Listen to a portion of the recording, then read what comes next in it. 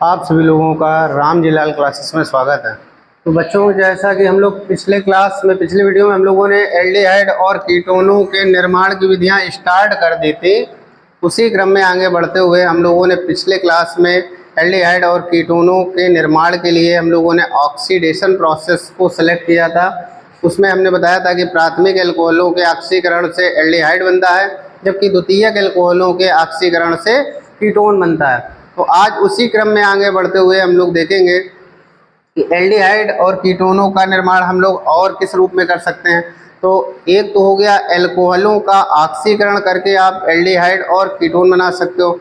दूसरा, आप एल्कोहलों के विहाइड्रोजनीकरण से भी एल्डिहाइड और कीटोन को बना सकते हो। तो आज बच्चों हम लोगों को पढ़ना है एल्कोहलों का विहाइड्रोजनीकरण। विहाइड्रोजनीकरण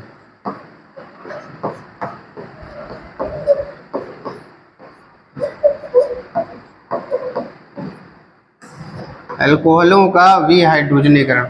बच्चों, प्राथमिक एल्कोहलों की वाष्पों को अगर हम तृप्त कापर या सिल्वर पर प्रवाहित करें, प्राथमिक एल्कोहलों की वाष्पों को तृप्त कापर या सिल्वर पर प्रवाहित करें तो इससे हाइड्रोजन का विस्थापन हो जाता है, हाइड्रोजन इससे निकल जाता है और क्या बचता है आपका एल्डिहाइड बनता है। चलिए रिएक्शन देख लेते हैं। प्राथमिक एल्कोहलों का सूत्र क्या होता है? RCH2OH। RCH2OH इनकी वेपर्स फेज में प्रवाहित किस में करना है आपको? कापर पर, तृप्त कापर पर। अब इसका टेम्परेचर होना चाहिए कितना? 300।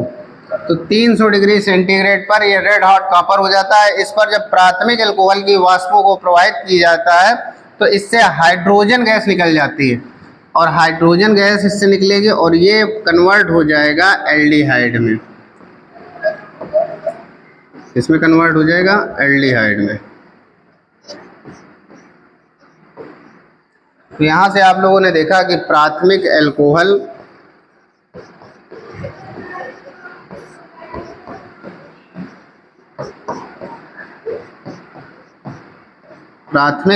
की वाष्पों को अगर हम तृप्त कापर पर प्रवाहित करें, तृप्त कापर भी ले सकते हैं, यहाँ पर सिल्वर भी ले सकते हैं।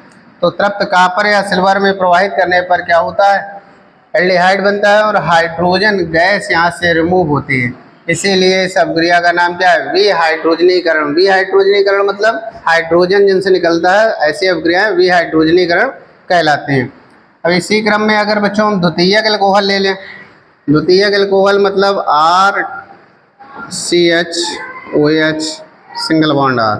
ये बच्चों द्वितीयक एल्कोहल है। द्वितीयक एल्कोहल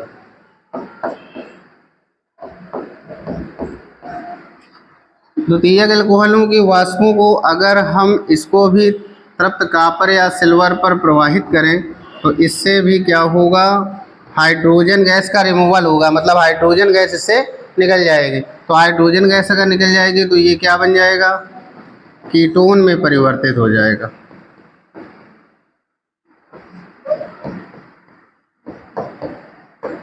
तो पिछले वीडियो में हम लोगों ने पढ़ा था प्राथमिक एवं द्वितीयक एल्कोहलों के ऑक्सीकरण से हम लोगों ने एल्डिहाइड और कीटोन का निर्माण किया था। उसमें प्राथमिक एल्कोहल का ऑक्सीकरण करने से एल्डिहाइड बनाया था और द्वितीयक एल्कोहलों के ऑक्सीकरण से कीटोन बनाया था। आज की वीडियो में हम लोगों ने एल्कोहलों के विहाइड्रोजनीकरण से एल्डिहाइड बनाया और कीटोन बनाया। अब इसके बाद में बच्चों इसी क्रम में आगे बढ़ते हुए हम लोग तीसरी विधि पढ़ने जा रहे हैं। एल्डिहाइड और कीटोनों के निर्माण की तीसरी विधि पढ़ने जा रहे हैं। आप लोगों ने दो विधियां पढ़ ली हैं। पिछले क्लास में एक पढ़ी थी, पिछले वीडियो में एल्कोहलों के ऑक्सीकरण से। उसमें हमने आपको बताया था कि एल्कोहलों के ऑक्सीकरण से हम लोग एल्डिहाइड और कीटोन बना सकते हैं। अगर प्राथमिक एल्कोहल का ऑक्सीकरण कराते हैं तो एल्डिहाइड बनता है और द्वितीयक एल्कोहलों के ऑक्सीकरण से कीटोन बनता है। आज की वीडियो में हमने देख लिया कि प्राथमिक एल्कोहलों का अगर विहाइड्रोजनीकरण कराया जाता है तो एल्डिहाइड मिलता है और द्वितीयक एल्कोहलों के विहाइड्रोजनीकरण से कीटोन मिलता है। अब बच्चों इसी क्रम में हम लोग आगे एक और तीसरी विधि पढ़ने जा रहे हैं, कार्बोक्सिलिक अम्ल के कैल्शियम लवणों के शुष्क आसवन से। तो बच्चों तीसरी आज हम लोग विधि पढ़ेंगे, एल्डिहाइड और कीटोनों के निर्माण की तीसरी विधि पढ़ेंगे, कार्बोक्सिलिक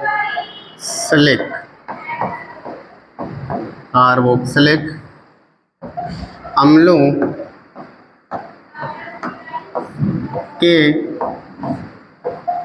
कैल्शियम लवणों के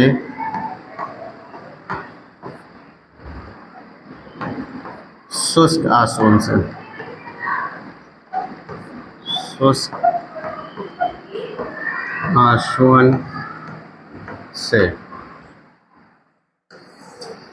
बच्चों, इसमें हम लोगों को कार्बोक्सिलिक अम्ल का कैल्शियम लवण लेना है और उसका शुष्क आसवन कराना है।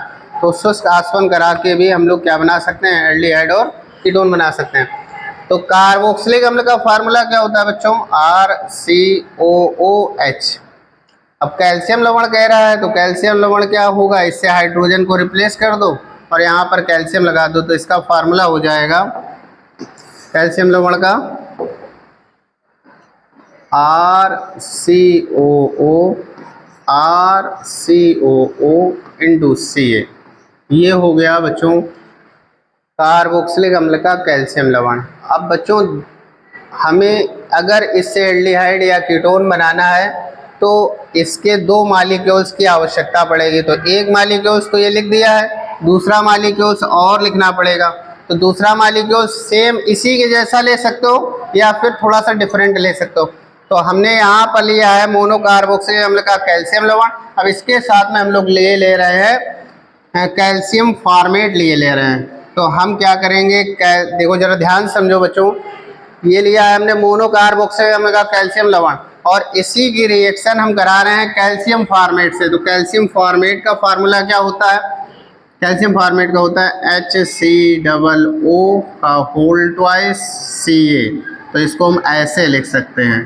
ध्यान से देखिए बच्चों, ये आपका है मोनोकार्बोक्सिलिक अम्ल का कैल्शियम लवण और ये है कैल्शियम फॉर्मेट। क्या है बच्चों, कैल्शियम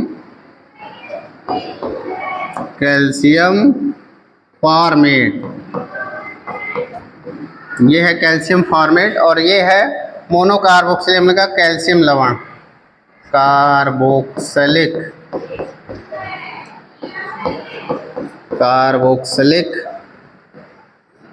अम्ल का कैल्शियम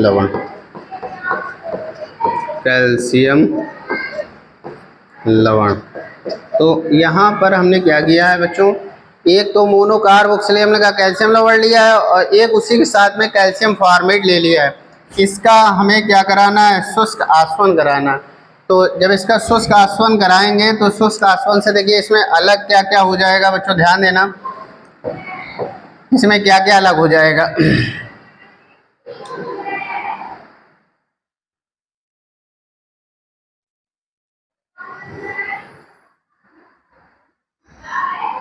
इतना पार्ट ये अलग हो जाएगा। ध्यान से देखो, CaCO3 ये COO है और एक ये हो, तो CO3 ये Ca से जुड़ जाएगा और ये CO3 इस C से जुड़ जाएगा और ये वाला H इससे अटैच हो जाएगा। तो ये बन जाएगा, क्या बन जाएगा, RCH। ध्यान से देखो, RCHO ये वाला और RCHO ये वाला। तो आप डायरेक्ट लिख सकते हो 2RCHO प्लस निकल क्या जाएगा 2CaCO3। तो ये जो बना ये एल्डिहाइड है। क्या है, एल्डिहाइड। और अगर बच्चों क्या करते हो आप, दोनों मॉलिक्यूल्स एक जैसे, जैसे यहाँ पर क्या था, एक कार्बोक्सिलिक अम्ल का कार्बोक्सिलिक अम्ल का कैल्शियम लवण था और एक कैल्शियम फॉर्मेट था, तो एल्डिहाइड बना। अगर हम क्या करें, दोनों ही कार्बोक्सिलिक अम्ल के कैल्शियम लवण ले लें, जैसे RCOO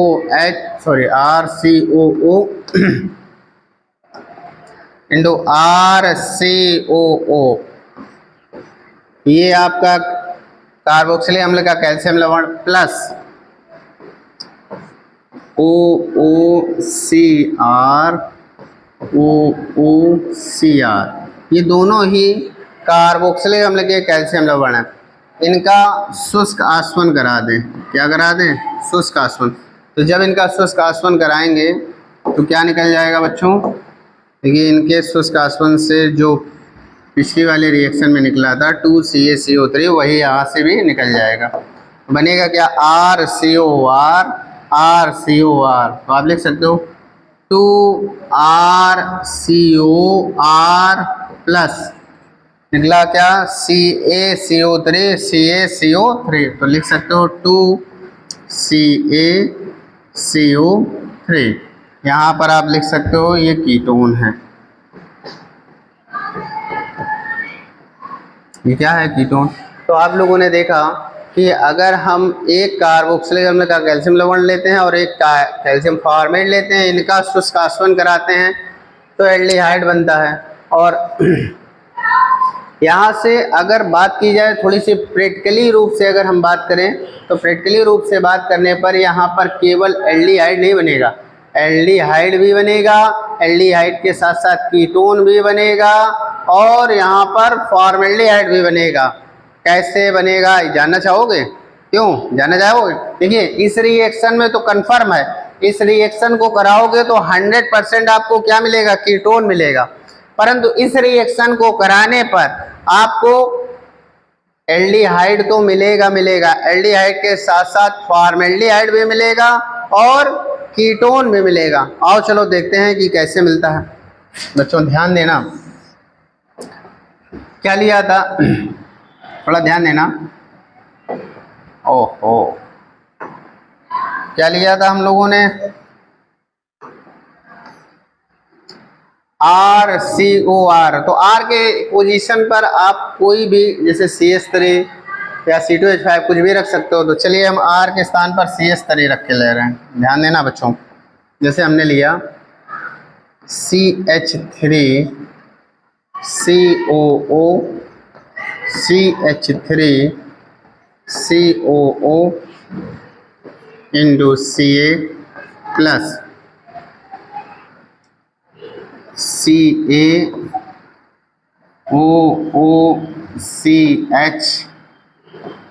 OOCH इनका शुष्क आसवन कराना। तो शुष्क आसवन करा रहे हैं बच्चों, जरा ध्यान से समझो। अगर हम इसका शुष्क आसवन कराएंगे तो कैसे कराते हैं? चलिए मान लीजिए सपोज दैट ये मेरे पास में एक कोई कंटेनर है और इस कंटेनर में हम क्या कर रहे हैं? एक कैल्शियम एसीटेट है। क्या है? Calcium acetate. तो कैल्शियम एसीटेट के कुछ क्रिस्टल डाल रहे हैं, ये डाल दिए। अब इसके साथ में हमने क्या? कैल्शियम फॉर्मेट के भी कुछ क्रिस्टल डाल दिए। ध्यान समझो, थोड़ा कलर चेंज करे ले रहे हैं। ये मान लीजिए कैल्शियम एसीटेट के क्रिस्टल हैं, इसके क्रिस्टल हैं कैल्शियम एसीटेट के। और ये मान लीजिए किसके क्रिस्टल हैं? ये क्रिस्टल है कैल्शियम फॉर्मेट के। अब इनको हमने क्या किया? इनको हमने एक साथ हीट करना स्टार्ट किया। तो हीट करना स्टार्ट करेंगे तो हम देखेंगे कि इसका मालिक्यूल्स इसके मालिक्यूल्स के साथ में इसका आसवन हो सकता है और इसका मालिक्यूल्स अपने ही मालिक्यूल्स के साथ में आश्रित हो सकता है और इसका मालिक्यूल्स अपने ही मालिक्यूल के साथ में आश्रित हो सकता है। ये किसका हमने माना था? ये हमने माना था CH3COO का होल ट्वाइस Ca। तो जब इसके दो मालिक्यूल्स आपस में इनका शुष्क आसवन कराएंगे तो क्या मिल जाएगा? एसीटोन मिल जाएगा। और ये हमने फॉर्मेट माना था HCOO का होल ट्वाइस इंटू Ca। अगर इसके दो मालिक्यूल्स का आसवन होगा तो फॉर्मेल्डिहाइड बन जाएगा और जब इसका एक मालिक्यूल्स इसके एक मालिक्यूल्स के साथ में आश्रित होगा तब जाकर एल्डिहाइड मिलेगा। कहने का मतलब ये है कि इन दोनों के अगर हम दो अलग अलग प्रकार के लवण ले रहे हैं, जैसे यहाँ पर है मोनोकार्बोक्सिलिक अम्ल का कैल्शियम लवण और यहाँ पर क्या है? Calcium formate. इन दोनों की एक साथ रिएक्शन कराते हैं तो यहाँ पर 3 प्रकार के प्रोडक्ट मिलने के चांस होते हैं। कौन कौन से? एक तो तब मिलेगा जब कैल्शियम एसीटेट का मालिक्यूल्स अपने ही मालिक्यूल्स से, मतलब इसके दो, एक तो होगा नहीं, एक से ज़्यादा ही मालिक्यूल्स होंगे, क्योंकि कोई भी रिएक्शन कराओगे तो उसमें एक मालिक्यूल्स आप नहीं डाल सकते हो। तो एक मालिक्यूल्स जब होगा नहीं, एक से ज़्यादा मालिक्यूल्स होंगे तो हो सकता है कैल्शियम एसीटेट का एक मालिक्यूल्स अपने ही जैसे दूसरे कैल्शियम एसीटेट के मालिक्यूल से अपक्रिया कर ले। अब जब कैल्शियम एसीटेट का एक मालिक्यूल्स अपने ही जैसे दूसरे कैल्शियम एसीटेट के मालिक्यूल से अपक्रिया करेगा तो बनेगा एसीटोन। क्या बनेगा? एसीटोन। और जब कैल्शियम फॉर्मेट अपने ही जैसे दूसरे कैल्शियम फॉर्मेट से शुष्क आसवन इसका होगा तो क्या बनेगा? तो बनेगा फॉर्मेल्डिहाइड।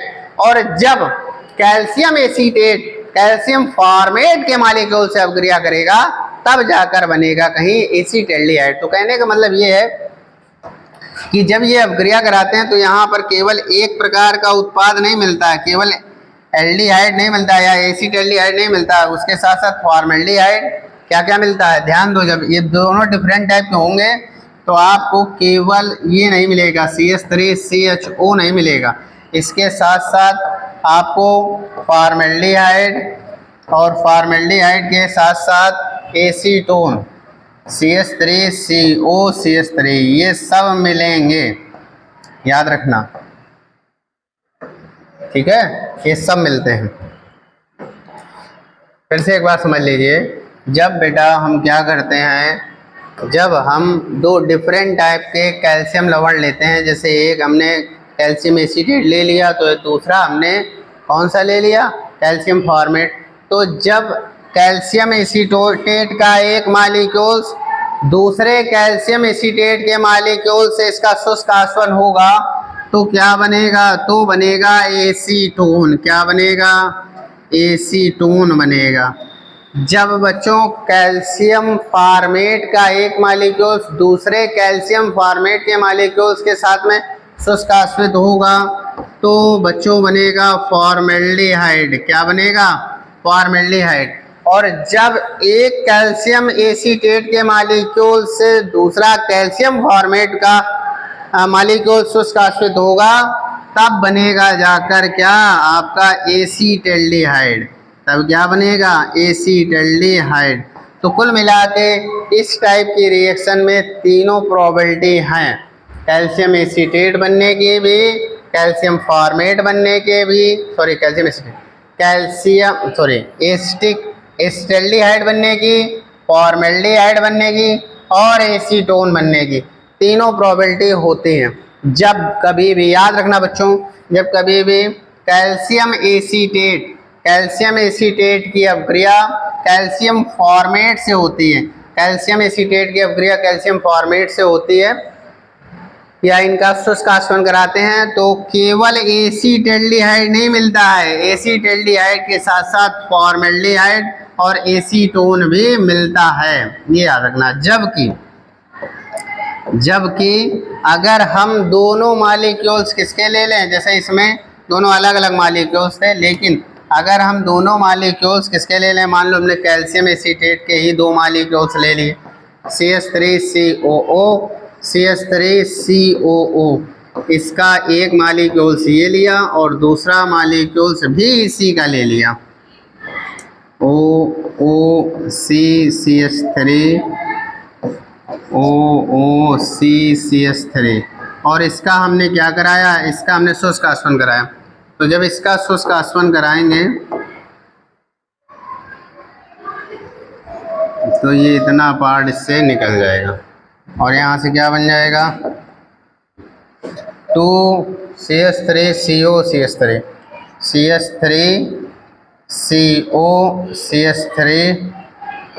प्लस और क्या बन जाएगा? 2CaCO3। क्या बन जाएगा? 2CaCO3। तो बच्चों यहाँ पर आपने क्या किया? यहाँ पर आप देख रहे हो कैल्शियम, दोनों मालिक्यूल्स किसके हैं? ये दोनों मालिक्यूल्स कैल्शियम एसीटेट के हैं। जब दोनों मालिक्यूल्स सेम होंगे, अगर दोनों मालिक्यूल्स कैसे हैं? सेम है। जब दोनों मालिक्यूल्स सेम होंगे तो केवल एक ही प्रकार का प्रोडक्ट मिलेगा। जब दोनों मालिक्यूल्स कैसे होंगे? सेम होंगे। यहाँ पर आप देख लीजिए दोनों मालिक्यूल्स कौन से हैं? कैल्शियम एसीटेट के। तो जब दोनों मालिक्यूल्स सेम होंगे तो केवल और केवल एक ही प्रकार का प्रोडक्ट मिलेगा, यहाँ पर आपको एसीटोन मिलेगा। आओ चलो अब कैल्शियम एसीटेट के दोनों मालिक्यूल्स ले, अब कैल्शियम फॉर्मेट के दोनों मालिक्यूल्स ले रहे हैं। देखिए जरा, HCOO HCOO into CA plus CaOOCH OOCH। अब बच्चों ज़रा ध्यान देना है यहाँ पे, इनका अगर शुष्क आसवन कराएंगे तो इतना पार्ट ये निकल जाएगा। तो अब बचेगा क्या, इधर ध्यान देना, यहाँ से बचेगा HCHO तो यहाँ पे मिल जाएगा 2HCHO प्लस 2CaCO3, ये बना फॉर्मेल्डिहाइड।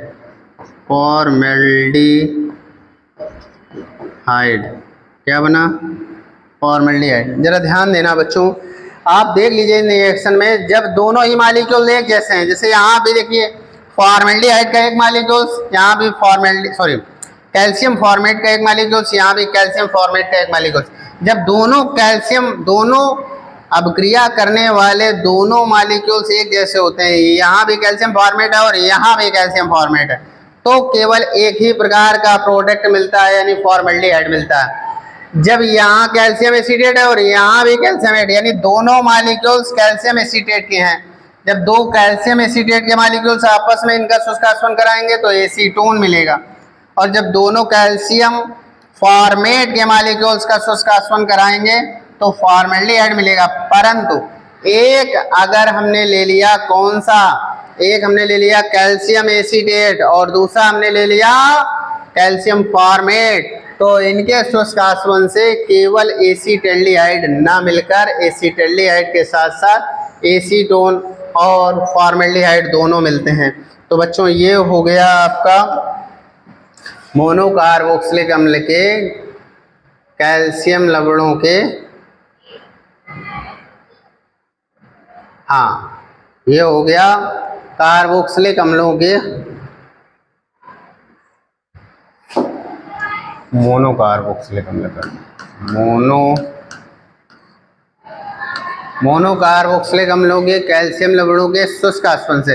तो मोनोकार्बोक्सिलिक अम्लों के कैल्शियम लवणों के शुष्क आसवन से क्या बनता है, एल्डिहाइड कीटोन। जैसे दोनों ही क्या हैं, दोनों ही एक जैसे हैं तो फिर कीटोन बनेगा, और अगर दोनों डिफरेंट हैं तो एल्डिहाइड कीटोन दोनों बनेंगे। तो बच्चों उम्मीद करते हैं मोनोकार्बोक्सिलिक अम्ल के कैल्शियम लवण के शुष्क आसवन से एल्डिहाइड और कीटोन बनाना समझ में आया होगा। अब बच्चों इसी क्रम में आगे बढ़ते हुए, अभी हमने मोनोकार्बोक्सिलिक अम्ल का कैल्शियम लवण लिया था, उसके शुष्क आसवन से हमने बनाया था। अब बच्चों हम लोग मोनोकार्बोक्सिलिक अम्ल से ही बनाकर देखेंगे। तो अगले हम लोग नेक्स्ट पार्ट हम लोग पढ़ेंगे मोनोकार्बोक्सिलिक अम्ल से। इसे मोनोकार्बोक्सिलिक अम्लों के उत्प्रेरित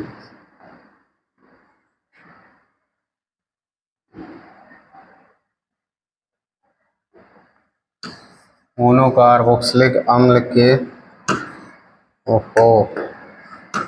अपघटन से।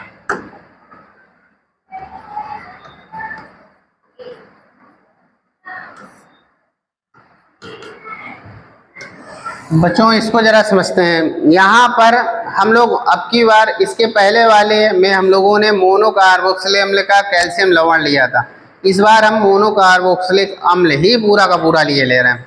तो अगर हम मोनोकार्बोक्सिलिक अम्ल लें, जैसे मान लीजिए ये मोनोकार्बोक्सिलिक अम्ल RCOOH वेपर्स फेज में, प्लस एक और लिए ले रहे हैं AH, ध्यान देना मोनोकार्बोक्सिलिक अम्ल के दो मॉलिक्यूल्स, ये भी मोनोकार्बोक्सिलिक अम्ल है और ये HCOOR, ये HCOOR या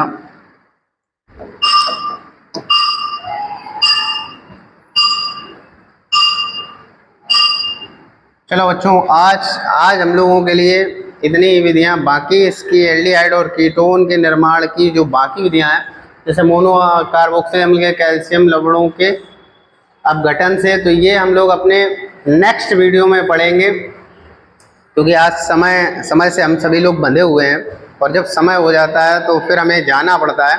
तो आज हमारा समय हो चुका है और ये जो आपकी विधि रही है हम अपने नेक्स्ट वीडियो में अपलोड करेंगे। तब तक वीडियो देखते रहिए, हमारे साथ बने रहिए। अगर वीडियो अच्छा लगा हो तो वीडियो को लाइक कीजिए, चैनल को सब्सक्राइब कीजिए, दोस्तों के साथ शेयर कीजिए। Thanks for watching my video.